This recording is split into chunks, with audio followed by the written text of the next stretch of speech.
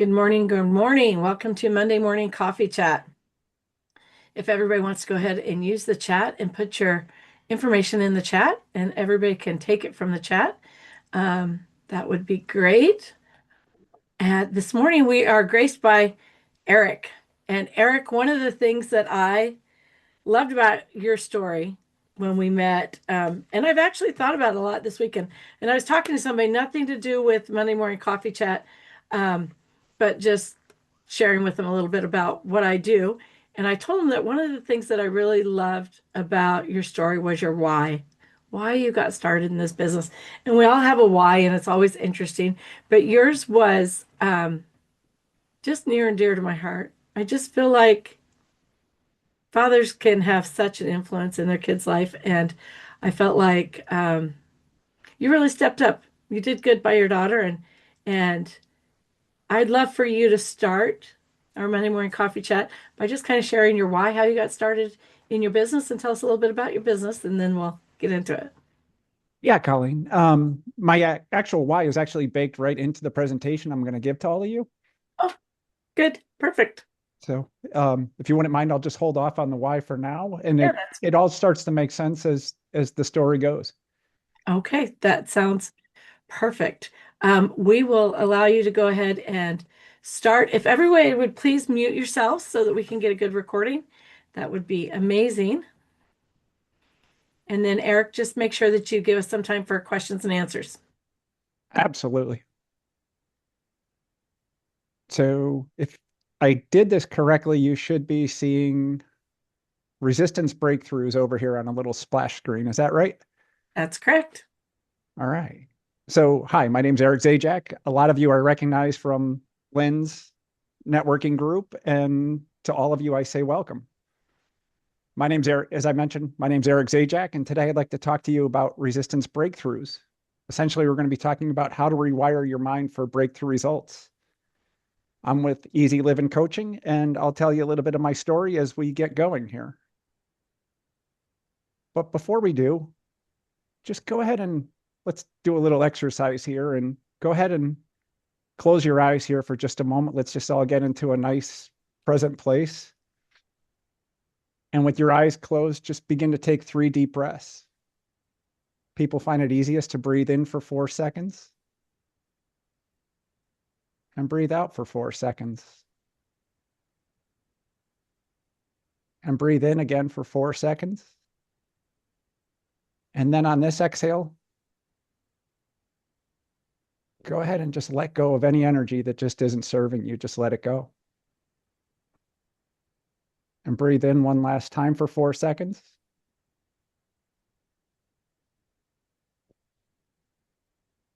And then breathe out one last time, letting go of any of that energy that just isn't serving you. And now what I'd like you to do is, with your eyes closed in this more relaxed state, is just notice. I just want you to think about something that it is that you desire. That's because all change begins with desire. That something you desire may be more wealth, better health, bigger business. Whatever it is perfect and correct for you. So just allow that vision of what it is you desire to get big in your mind. And now what I want you to notice is what happens when I ask, why don't you have this yet? See that gap that you feel from where you are and what it is you want? That gap is resistance. So go ahead now and just go ahead and open up your eyes, and we'll take you through the rest of this journey. And just let me know if this sounds like you. You're the rock, the go-to person, the one people may even call the reliable one. You've tried to delegate, but you end up checking everything, fixing it yourself, or redoing it because it doesn't meet your standards. Or maybe you feel responsible for everyone else's success, your team's problems, everyone else's stress, except your own. Somehow this all just lands on you, and you just can't say no without feeling guilty. But let me tell you, it's exhaustion. It's exhausting, And sometimes you just can't let it go. It's like the weight of the world just feels like it's resting solely on your shoulders. Let me just take you back to my story here and just imagine it's the end of a long day. And here I am, I'm standing in front of my couch. I'm standing. You want to know why? Because I physically can't sit down. I can't lie down because I know that the pain is going to be so excruciating that when I lie down, the position of my body is just going to scream in pain. The pain was excruciating, and the only position I could tolerate was staying vertical. But being exhausted and vertical just doesn't work. In my life, I was achieving, grinding, and pushing. I've been in IT leadership now for 25 plus years, served in the US Navy before that. I've always been the go-to guy, and everyone's problems always landed on my desk. I didn't know how to delegate without checking in 3 times and fixing it myself. I couldn't say no without feeling guilty. I just couldn't let go because I believed deep down that if I didn't hold it all together, everything would fall apart. From the outside, it looked like success, but my body was keeping score, and that bill eventually came due. And then there'd be the mornings at 3 in the morning where I was waking up, thinking of everything I needed to do at work, or what I missed yesterday, or just the thoughts of how everybody perceived the work that I was doing. That was me. I lived those experiences every day for 25 plus years. The stress of managing my career and family life was causing debilitating back pain and sciatic pain multiple occasions in my life. I suffered for years waking up in the middle of the night because I would obsess about what was not done or what I thought others perceived about what I had done, and I was chasing accomplishment after accomplishment. But all that stress, all that pain, all that suffering was really the result of my unintelligent thinking. And by unintelligent thinking, I'm not talking about dumb or stupid here. I'm talking about nature. So you ever watch a flock of birds in the sky? They all move together in unison. That's because intelligence is guiding them. Or have you ever seen a school of fish all moving together? That's intelligence keeping them together. Or how many times did you have to tell your heart to beat this morning? You didn't, because intelligence has taken over. Or how many times did you have to remind yourself to breathe? You didn't. It was intelligence. So any thinking that's outside of that intelligence, that's what I call unintelligent thinking. So my resistance breakthrough came from just getting to a point where it got to be too much. See, my body started screaming that there has to be a better way. And then I found the work of Dr. John Sarno. And if you don't know who Dr. John Sarno is, he was a physician in the 1970s and 1980s. And Dr. John Sarno discovered the mind-body connection. He labeled it something called tension myostasis syndrome. And essentially what's happening is that your body represses traumas and emotions. And I'm talking big traumas, little traumas. Little traumas like you meant to meet Billy over by the water cooler when we were in kindergarten and Billy didn't make it. So we learned that we couldn't trust people, right? We repressed all those things. But eventually, as time builds up and you keep repressing, what Dr. John Sarno found out was that eventually it manifests as pains in our bodies like back pain, and it has no physical correlation for the reason for that pain. But all those thoughts and repressed emotions that's what was creating those physical symptoms. But it went deeper than that. See, I had a belief that I've been carrying since childhood that I'm only valuable if I'm the one holding everything together. That belief, though, was literally breaking my body. And when I discovered the work of Dr. John Sarno, within weeks, it was gone. It was vanished. I never had to get any surgery, no medications. It was all just the understanding that Dr. John Sarno was teaching in his books. Then during the pandemic, I don't know if you remember it all, but the stress of not knowing of whether we were going to die or get a cold, was driving all of us insane. And I found a book called Close Your Eyes, Get Free by the author Grace Smith. And Grace Smith is a hypnotherapist. Her book taught me the foundations of self-hypnosis. And through self-hypnosis, I was able to release stress I've been carrying for decades. It was instant relief. Then I found the mindset mentors like Tony Robbins, David Bayer, Michael Singer, and David Hawkins. And they were all saying the same thing in different ways.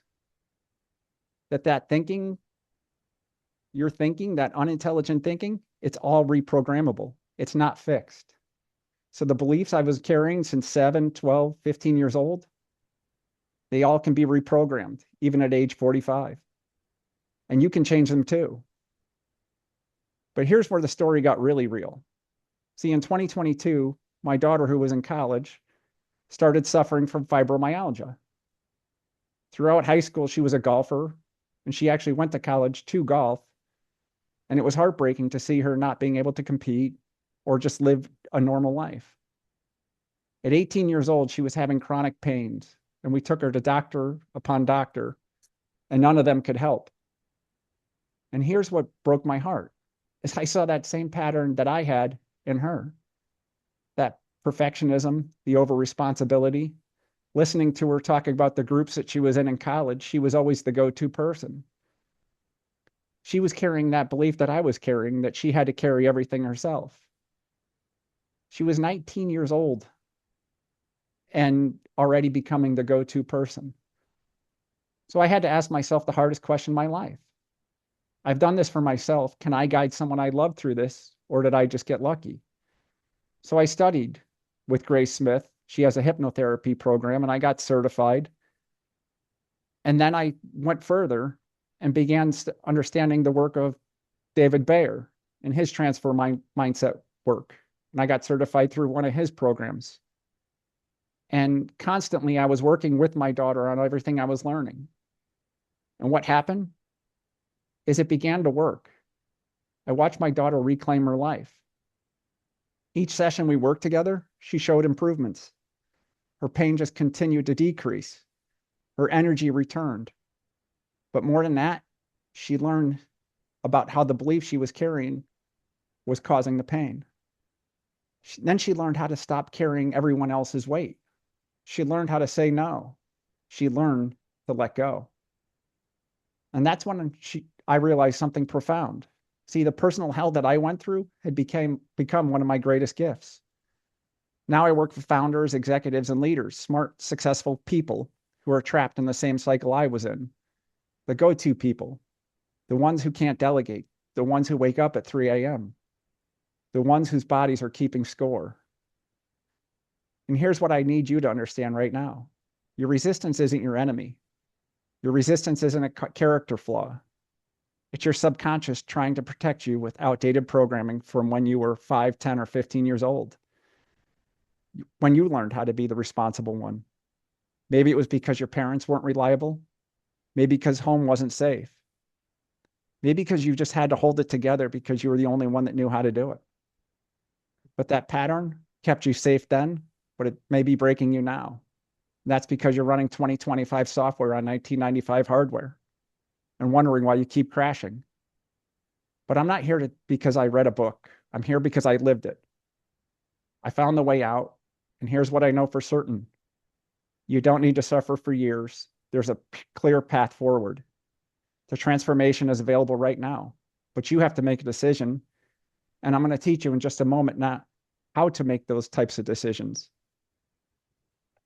See, you've got to stop running that same pattern expecting different results. You've got to get honest about your resistance. You've got to recognize that your resistance isn't blocking your path. It is the path because it's nothing but information. And let me just give you a little background about my family. This is my family and me. We're dropping off my oldest daughter at school. That's me, obviously, on the bottom left. To my left, I'm sorry. Yeah, my bottom left of the picture is me.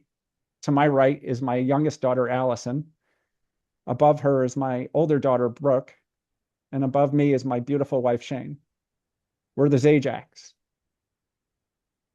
And with that background of who I am, let me just tell you a little bit about coaching and the transformational mindset methodologies I've learned from David Bayer. I think there's a lot here that can help you in your own life. See, people ask, what really does a coach do? And what a good coach does is they begin to understand who you are and where you are so they can meet you where you are. After a coach has an understanding of where you are, they then begin to understand what it is you want, right? What it is your desire. There must be a reason you would want to work for a coach, or otherwise, why would you pay a coach good money to work with them? See, these are all your desires. As I mentioned before, this may be for better health, more wealth, closer relationships, bigger business. Whatever it is perfect and correct for you. Desire is a natural thing to want. And then after a coach understands where you are and where it is you want to be, that gap between, that's that resistance that we talked about. Now, here's a very key formula that I learned from David Bayer through my work with him. And that is that desire plus non-resistance is always going to equal your desired result, which simply means if you have a desire in mind and you remove all the impediments between you and that desire, right, that resistance, your desired result is inevitable. There's nothing that can stop you. So here's what you can learn here is that your beliefs are determining your results. And when you begin to challenge your beliefs, that's when magic can happen, right? And the reason that your beliefs determine your results is all very highlighted in this cycle. I call this the belief cycle. And essentially, that's because your beliefs determine the thoughts you have on a moment by moment basis. Those thoughts you have determine the feelings you have. Those feelings you have determine the actions you're going to take. And of course, the actions you take in the world determine the results you're going to get. And the results, well, those just confirm the beliefs that you have. And let me just talk you through a little fictional story here to highlight how beliefs determine results. And this story is about two fictional real estate agents in New York City, both working in the same market, both reading the same headlines, but yet they have completely different results. And the reason why? This is the critical part. So just imagine it's 7:30 a.m. at Central Perk in Manhattan, and Ross and Chandler are enjoying a cup of coffee, and they're both looking at the headline that the real estate market continues to face headwinds. Now, what happens next? This is really important. See, Ross, he's a little bit neurotic, reads that headline, and his belief, this market is terrible. It's impossible to make money in that market. So you know what the thoughts are that get driven by that belief? Ross starts having thoughts of, why bother with that 2 p.m. showing? They can't afford it. Or I should cut my marketing because it's just wasted money in this market. See, or I need to focus in on less expensive properties because that's all anyone can afford. These are all just thoughts being driven by his belief. Now, you know what those thoughts create in Ross's body? He's defeated before he even starts his day. He's got a constant knot in his stomach. He's got anxiety about his financial future and a complete lack of motivation. You know what happens when you feel defeated, anxious, and unmotivated? The actions he takes? He cuts his marketing budget. He only shows studios and one bedrooms in the outer boroughs because that's all anyone can afford. He makes half-hearted presentations because he's expecting rejection. And why wouldn't he expect rejection with that belief that's driving those thoughts? And you know what the results he gets? He's going from closing 8 deals a quarter down to 2 deals. And what do those results do? They reinforce the belief. See, I told you this market is terrible. Now let's compare that to Chandler, who's got a growth mindset. See, Chandler reads the exact same headline, but his belief is this market is an incredible opportunity. That belief creates different thoughts for Chandler. He knows that while others are pulling back, that he can capture more market share and transition into selling luxury properties. See, while everyone's distracted by fear, he knows he can dominate that high-end market. And in that high-end market, there's only serious buyers. There's only serious buyers, no more tire kickers. And the other thing that he has thoughts on is this is a perfect time to begin to invest in his upskilling. And you know what the feelings are that Chandler has? He's got excitement about the possibilities. He's energized by the competitive advantage. He's confident in his ability to adapt. You know what happens when you're feeling excited, energized, and confident? He begins to enroll in luxury real estate certification. He invests $300 in a charity gala. It's not an expense, it's access to high net worth clients. He's having better thoughts as a result of his belief that everything's an opportunity. So he begins to increase his marketing for Upper West Side properties.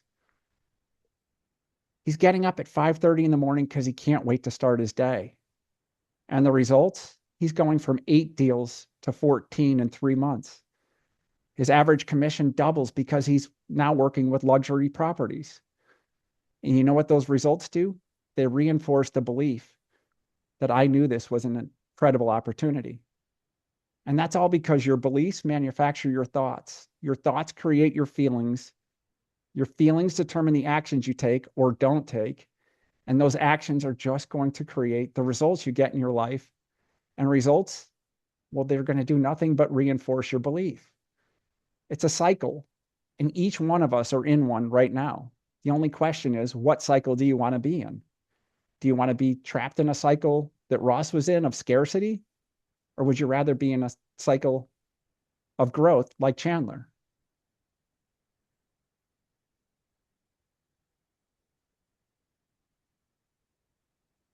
Now, let me just take you through a couple pillars here of mindset methodology. And the first is on decision. I told you at the beginning of this talk, we talk about decisions. And what the power of decision teaches us is, see, beliefs are nothing but decisions, right? It's a very thin razor thin 2 millimeter distinction. See, you didn't just form the belief, right? Say you had a belief that money is hard to make. You didn't just form this belief. At some point in your life, you subconsciously made a decision that money is hard to make. Right? We've all had parents and loved ones, and we have these things in our brain called mirror neurons.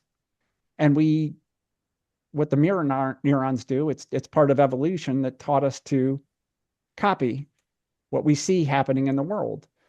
And so if our parents had difficulty dealing with money, right, we would form beliefs around how money is difficult to make. See, we subconsciously made that decision. Now, that may sound like bad news, but it's not. See, we've all made decisions in our lives that we've undecided, right?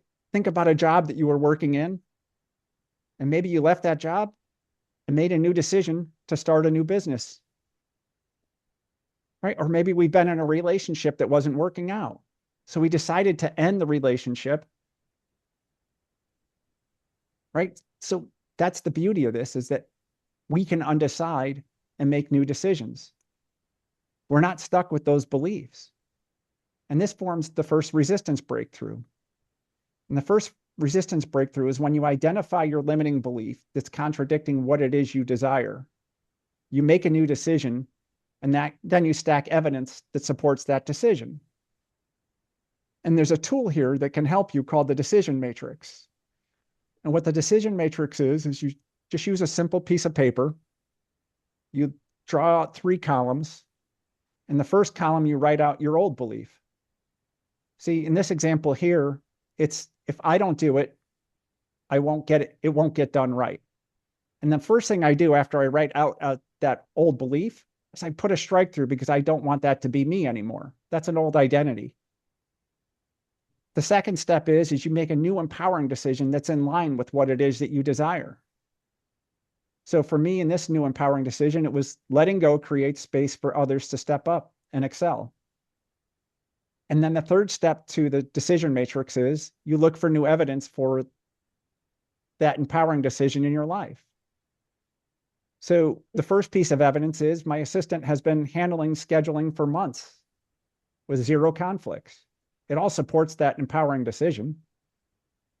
The second piece of evidence is when you train Marcus on the client onboarding process, he actually improved it, and clients love the changes. All supporting letting go creates space for others to step up and excel.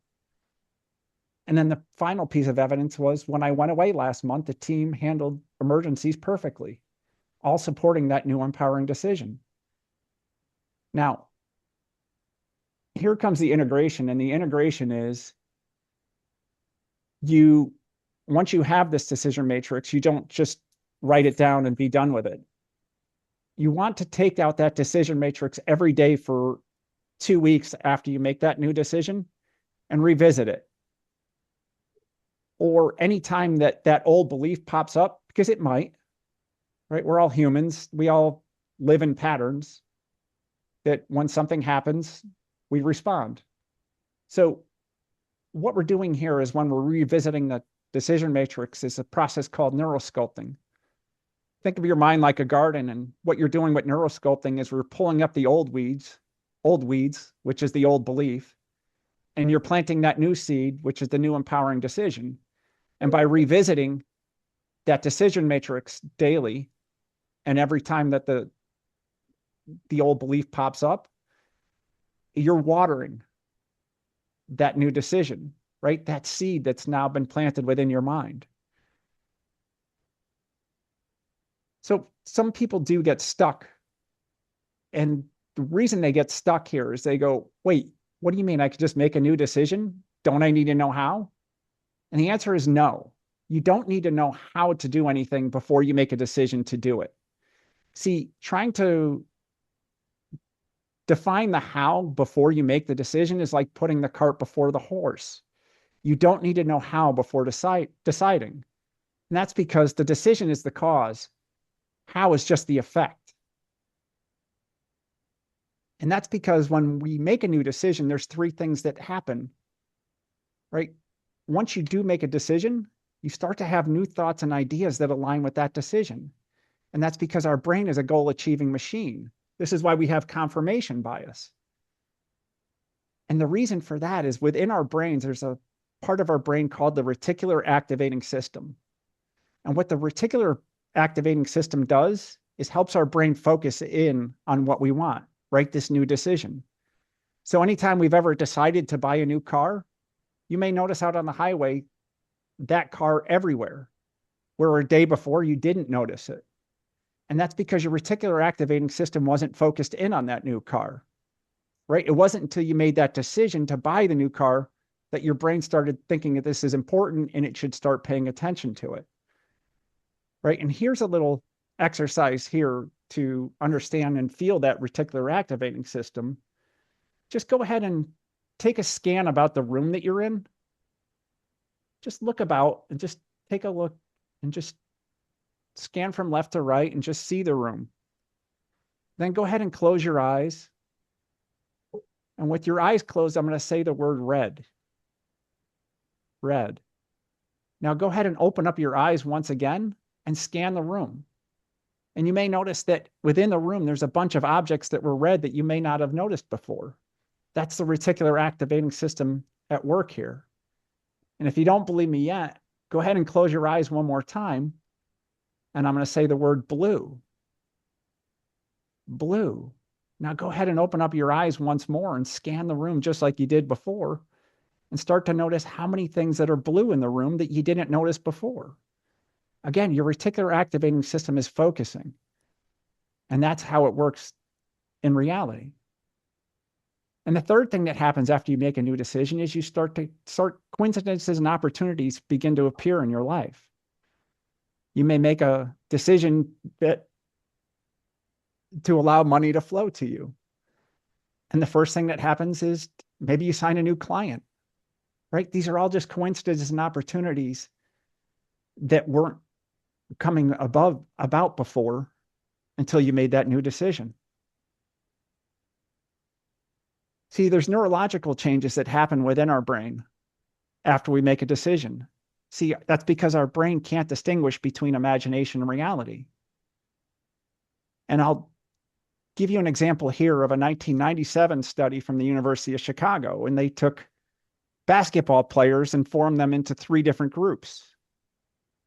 The first group was told, don't do anything. You're the control group. So for the next 30 days, we don't even want you to touch a basketball. The second group was asked to come into the gym every day for 30 days and just physically shoot free throws. The third group was asked to go into the same gym, sit in the stands, close their eyes, and just imagine themselves shooting free throws for 30 minutes a day. At the end of 30 days, they had everyone come back in and they measured their free throw abilities. And what they found was that the first group who did nothing, no surprises there, didn't improve.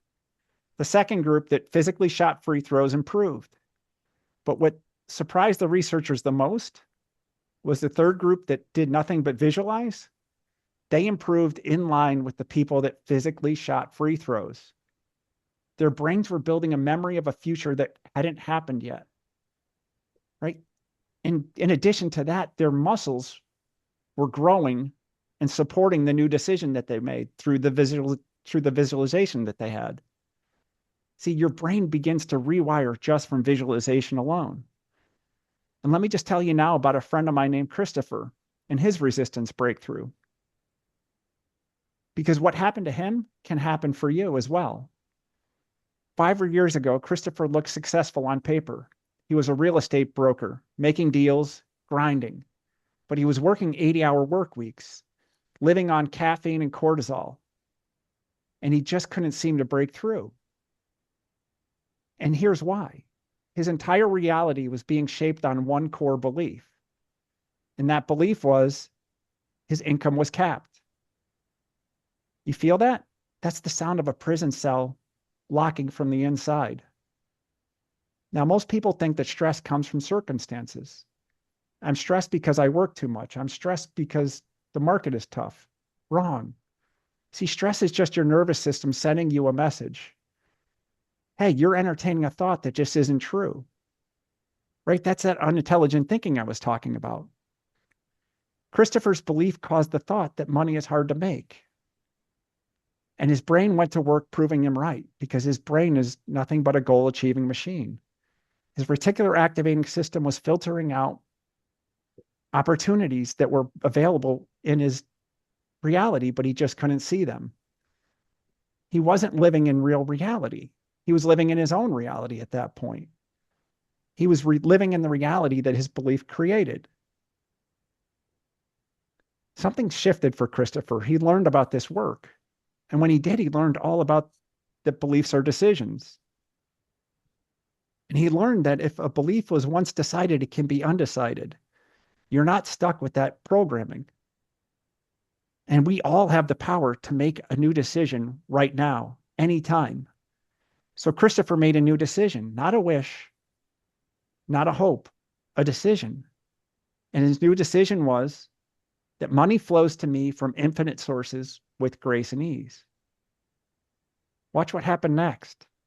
His thoughts began to realign.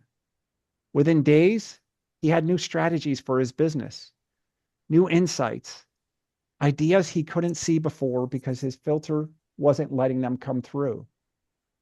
His brain started seeing different evidence. Same world, just a new filter. When he was at the grocery store, he was having a casual conversation with someone. That casual conversation turned into a $1.5 million listing. It was his first $40,000 commission from a grocery store conversation. Was that luck? Some people might say so, but I don't believe it. See, that was his brain finally starting to see what was always available. See, reality just started organizing itself around him with coincidences, synchronicities. People would call them lucky breaks. I don't believe that they're lucky. They're a match to the frequency that Christopher was moving at. See, the numbers don't lie. Before he made the decision, he was working 80-hour work weeks. 300,000, he was selling $300,000 homes, but he was exhausted because his income was capped, right? His reality was that his income was capped. After he made the decision, within 6 months, he was working 20-hour work weeks, selling $1 million plus listings. His income grew to $250,000 a year, a 435% increase in his revenue with fewer hours in less than 6 months. It wasn't magic, it was mathematics. It was a new input creating a new output. And here's what Christopher's story proves. When you make a decision, reality reorganizes itself to match it. It's not an I hope, not an I'll try, a real decision. It's a line in the sand. So my question, what decisions are you ready to make? Now, let me just talk to you about the two states of being, because when you use the two states of being with the power of decision, the two states of being now becomes an attunement for you. It becomes your emotional guidance system. And what the two states of being teaches is that any given time, we're in either one state of being or the other. We're either in a primal state, and that's a feeling known with the feeling of stress, anxiety, any feeling that feels constricting. And that's because our sympathetic nervous system has taken over, right? That's the fight or flight. And the reason for that is because we're caught up in a limiting belief. And that becomes a bridge to suffering because of our unintelligent thinking. Now, the other state of being that we could be in is called a powerful state. And a powerful state is when you feel connected, creative, right? That flow feeling that we all love. These are all feelings of expansion. What's happening in a powerful state is your parasympathetic nervous system has taken over, right? Those are all those feelings of rest and digest, right? Expansion. And that's because you're aligned with what it is you want. This is the state where we can be most creative. The whole reason why we're in one state of being or another is all based upon the meanings that we give to an event. Right? Remember Ross and Chandler? Same event, different thoughts, feelings, and actions and results as a result of the meaning, which all turned into what type of state of being they were in. Ross was mostly in a primal state. Chandler was mostly in a powerful state. And when you can learn to attune to your emotional guidance system, this becomes your resistance breakthrough. When you notice you've moved into a primal state, right? That's that feelings of stress, anxiety, right? Those feelings of constriction. What you do is you pause and you observe the thinking that's taking place while you're in that primal state. And then you make an acknowledgement that I must be having some kind of unintelligent thinking right now. And if that thinking is unintelligent, it's because it's not true, right? The feeling that we're having is because we're having a thought that isn't true. And if that thought isn't true, some form of the opposite must be true, right? So now you can pull out that decision matrix and make a new decision that's aligned with your desires. You find evidence for that decision. And then throughout our lives, we just continue to rinse and repeat this process because we're going to have feelings of contrast from time to time. It's natural. We're all human, right? So it's not that you can't ever be in a primal state, because you will be from time to time, right? The real key is learning how to move back into a powerful state, right? Really learning that when we're in a primal state, to move back into that powerful state. So why is this work different, right? Most coaches will teach you to work harder, right? If you listen to podcasts, that's pretty much what most coaches teach, is just work harder, push harder, right? Or think positively. We've all heard of positive thinking is going to solve everything, right? If only it was that easy. Or maybe other coaches teach you about affirmations and motivations as well as willpower. But what they're teaching is motivation and inspiration, but unfortunately, it lacks transformation. These are all decent methodologies they're giving, but they all work at the conscious level. So think of your mind like an iceberg. And the conscious level, that's like the 10% of the iceberg that sticks out of the water. And this is where most coaches focus. They teach about positive thinking mantras and willpower, but our beliefs, habits, and behaviors, they're all stored in our subconscious, right? That's where 90% of your mind is, right? And that's what hypnotherapy and transformational mindset focuses on, is focusing in right where those patterns and behaviors are stored. And this turns into what I call the easy living way, where I blend transformational mindset coaching and methodologies with hypnotherapy. I have an understanding that people are different and flexibility in coaching is needed. Some people may not be as comfortable with transformational mindset, or some may not be comfortable with hypnotherapy. And then when you blend the two of them, sometimes they can be even faster and longer lasting transformation. But knowing who it is you're working with, that's the first step. And then the other thing I do as well is that I measure success all along the way. I've got 6 different metrics that I work with clients, and we're constantly tailoring the methodology to meet what it is that they need. See, I'm meeting them where they are to help them get to that desired state.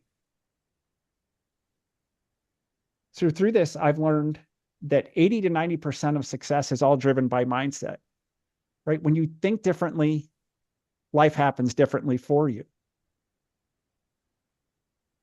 The other thing that I've learned is that you have everything you need already. And the key is to let go of the things blocking you between where it is you are and where it is you want to be, right? That's that resistance. And the third thing that I've learned is that when you identify and transform that resistance, that's what leads to breakthroughs, which is all I want for you. I want breakthroughs for you in your life. I want you to be able to trust others and handle things without second guessing yourself. I want you to be able to sleep through the night. I want you trusting yourself fully and taking bold actions. I want you to be able to eliminate burnout and actually enjoy your success. Imagine yourself in the near future. You're no longer the person that has to do everything. You're no longer exhausted by your own success. That weight of the world is no longer sitting on your shoulders anymore. You're waking up rested. You're ready to lead with ease. Life begins to happen for you. Let me talk to you a couple results here. The first is Erica. Erica came to me because she was having trouble sleeping and she had anxiety. Her and I did some hypnotherapy work, and we discovered a childhood memory that she had when she was staying at her grandparents' house, that right before dinner, right before she went to bed, she got yelled at. And as a result of that memory, she was having trouble sleeping. So through our work together, she was able to go back and transform the meaning she was giving that event. And after our work together, she was able to have a shift that contribute to her overall well-being. And she was waking up feeling more deeply alive and refreshed. Then there's Elizabeth. Her and I worked together so that she'd be able to connect with her higher power. She felt like that she was getting blocked. We did some hypnotherapy work together, and in hypnosis, she was able to release the limited beliefs that were keeping her blocked. See, your resistance breakthrough can come through through a proven 3-pillar methodology, where we identify your self-sabotaging beliefs and transform them. We'll use a personalized strategy with tailored integration and blend transformational mindset coaching methodologies with hypnotherapy. The 3 pillars take you from belief to decision, right? That's that power of decision that I talked about earlier. Then I teach you how to use your internal guidance system, right? That's the 2 states of being. And then we work together on integration strategies so you'll be able to work with that out in the world. So what is the cost of not doing anything?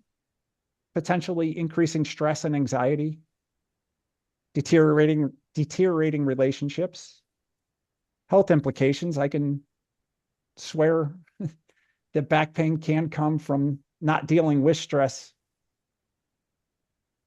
right? Still saying yes when you want to say no, or maybe still exhausted, resentful, and wondering if this is all there is. Or how about those missed opportunities because your reticular activating system is filtering them out? But let me just tell you that you don't need to be the bottleneck anymore. So your next step could be a complimentary breakthrough strategy session with me.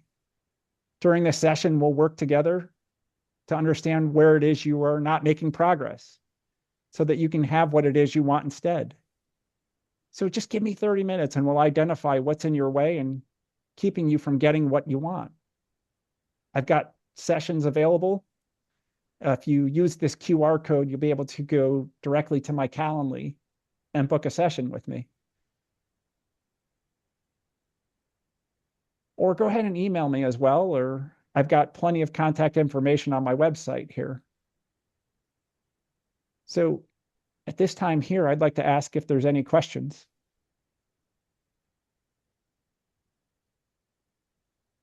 And I'm going to take myself off share.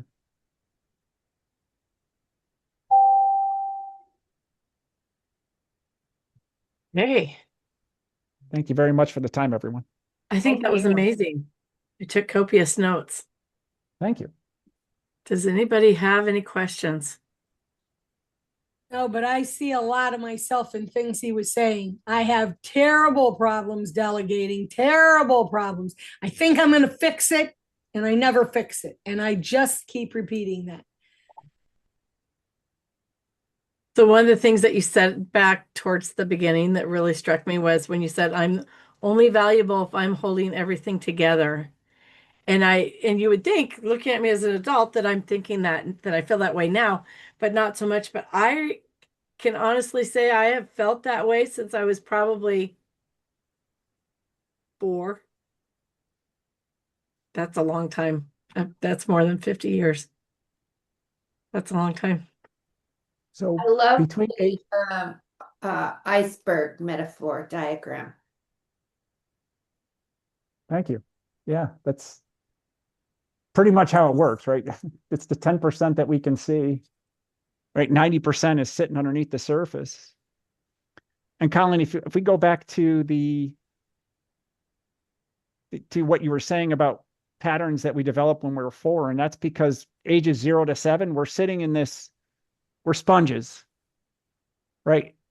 As we grow older, our brains become much more active, right? If I put you on an EEG, your brain would mostly register right now in what's known as beta. And that's just a rapid movement, right? Helps us get done. We access to linear thinking, right? Analytical thinking. Unfortunately, it doesn't help us go down route to where those beliefs are stored, right? But now if you go a step below beta, our brains slow down to what's known as alpha. And in alpha, that's where we could start to really learn, right? There's this gentleman named Jose Silva. And if you ever heard of the Silva method, Jose Silva. Awesome. Yeah, right. So this. And when you go into that alpha mode, you're in that learning mode. Now, if you go down even lower, right, our brain waves are even slower, and this wave's called theta waves. That's where hypnosis mostly works. Some people work at the alpha. I go down to theta. But ages 0 to 7, our brains were mostly in theta 24/7, right? That's why we were able to really learn so much from those ages all the way up to age 7. That's crazy. Hey, I got something I do want to say is, Eric, thank you. I'm so glad you shared this and I got to hear you. And I just want to say that I am excited that you're going to be on stage in 2026 at the summit. So you guys can hear more at Eric because he's awesome. He's so, zen here. So he's got some cool stuff he'll be sharing there as well. I put that in the chat so you guys can connect with him more because he's got some good stuff. Thank you, Nicole. looking forward to it. That's so interesting to me. I wonder, I have so many grandchildren that fall in that age range. I probably have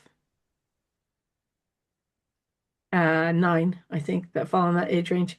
So that's so interesting to me too. I was adopted as a child, and I've always thought that those years are so formative, so formative. And I've also heard people say that you can't remember what happened as a baby, and that's absolutely not true. Because I have very vivid memories from being in a crib age. So I think that's so interesting. And I find that the fact that we know that there are ways to fix these things is even more interesting. Like we didn't, I mean, I'm Gen X, right? We certainly didn't have feelings. And if we did, we definitely didn't talk about them, right?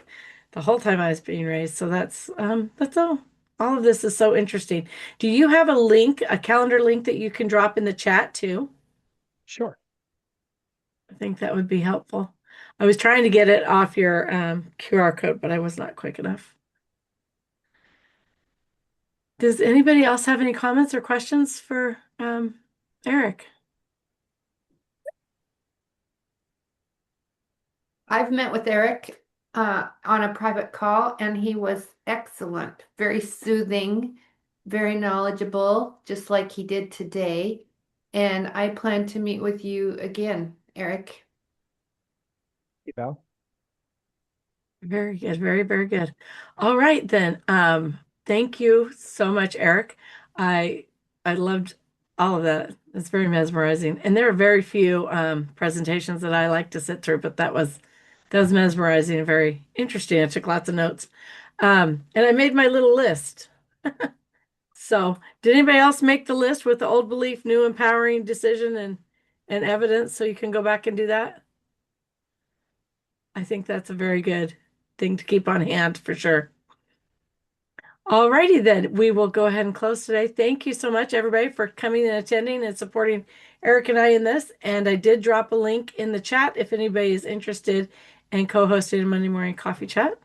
And I want to thank all of you for being here. Colleen, thank you for letting me do this. You bet.